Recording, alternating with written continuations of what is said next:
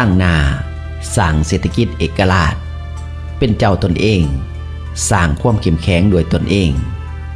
คำนำหับตอนวันศาสตร์ที่2ธันวาครบรอบ50 ปีอย่างสุดใจ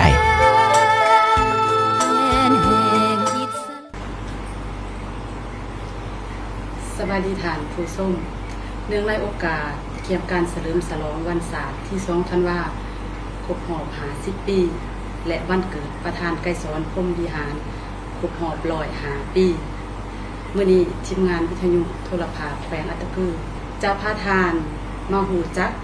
กับทานนางแสงอัมพรพิจิตรตัวแทนนักธุรกิจแขวงอัตตปือจะมาให้ทัศนะเนื่องในโอกาสเกี่ยวกับการเฉลิมฉลองวันศาสตร์ที่2ธันวาและวันเกิดประธานไกรสอนพรหมวิหารครบรอบ105 ปีซึ่งจะเป็นแนวใดนั้นขอเชิญทานไปรับฟังและรับชมไปพร้อมๆกันสบายดีครับเจ้าอยากให้ทานยกให้เห็นถึงวันศาสตร์ที่2ธันวาครบรอบ50 ปีเป็นวันที่มีความหมายสำคัญแนวใดเจ้าสบายดีมื้อนี้ก็แสดงความหูบุญคุณกตัญญูต่อบรรพบุรุษของพวกเฮาที่ต่อสู้กู้ศาสตร์มาได้เนาะข้าพเจ้าเองก็เป็นประธานบริษัทสุขอภรณ์แล้วก็ซื้อแล้วก็แม่นนางแสงอัมพรพิจิตรตั้งอยู่บ้านเวิร์นแคนเมืองสามัคคีไส้แข้งอัตตปือมื้อนี้ก็ขอให้การสัมภาษณ์ต่อบรรดาสื่อมวลชนเนาะด้วยการกระตือรือร้นแล้วต่อวันศาสตร์ที่2ธันวาทางบริษัทของพวกเฮาก็ได้ได้เกี่ยมสร้างความเรียบร้อยของบริษัทแล้วก็ทั่วศาสตร์ทั่วพวงส้นชาวแข้งอัตตปือต่างฝ่ายก็ออกแห่งงานเฮ็ดหน้าที่รักษาระเบียบวินัยของเขาเจ้าเพื่อยินดีต้อนรับวันศาสตร์ที่2ธันวาซึ่งเป็นวันประวัติศาสตร์ของประชาชนลาวของพวกเฮาทั้งศาสตร์ที่ได้จารึกบุญคุณต่อประธานไกรสอนพรหมวิหารของพวกเฮาที่ได้เต่าโฮมความสามัคคี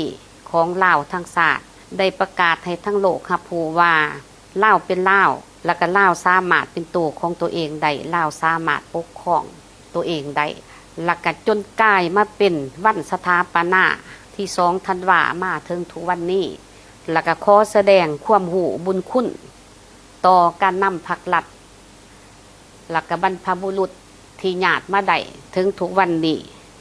ว่าตลอดระยะผ่านมาภาครัฐได้มีนโยบายสุขยูส่งเสริมการดำเนินธุรกิจ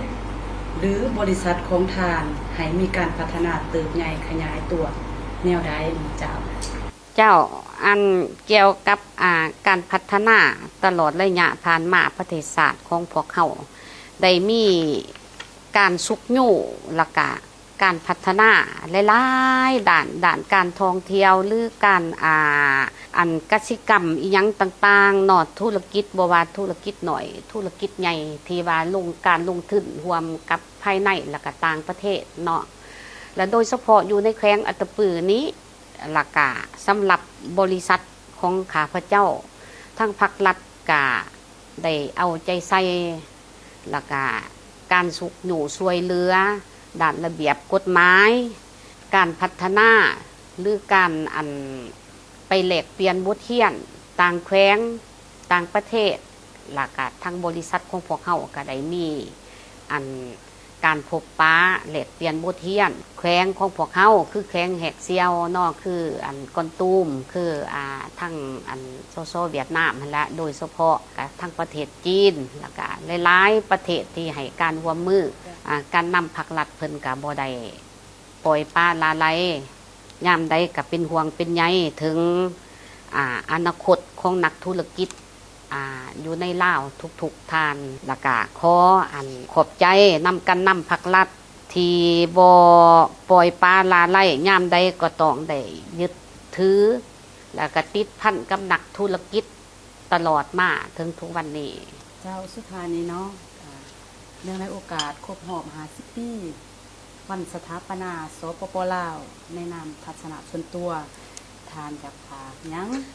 แด่ถึงการนำผักหลัดของพวกเฮาเจ้า เจ้ากะขอขอบใจ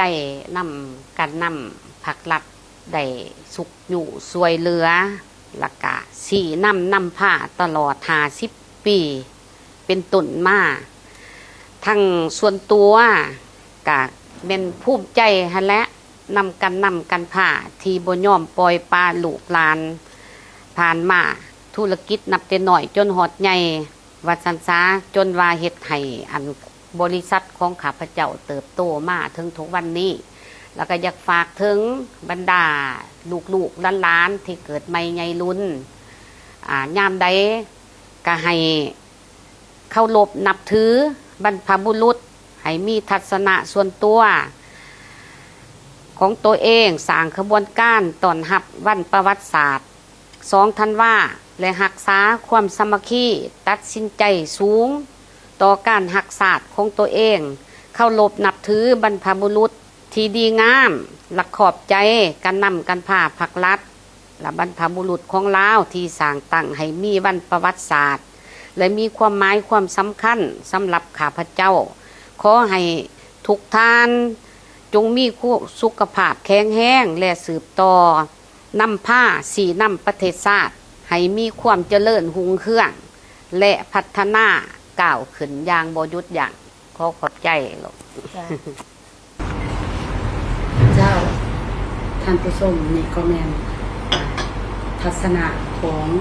ทานนางแสงอภรณ์พิจิตรตัวแทนนักธุรกิจของแขวงอัตตปือซึ่งมีทัศนะให้กับวันศาสตร์ที่2 ธันวาคม50 ปี โอกาสนี้ข้าพเจ้าพร้อมด้วยทีมงาน ขอลาทานผู้ชมไปเท่านี้โอกาสหน้าพบกันใหม่สำหรับมื้อนี้สบายดี จ้า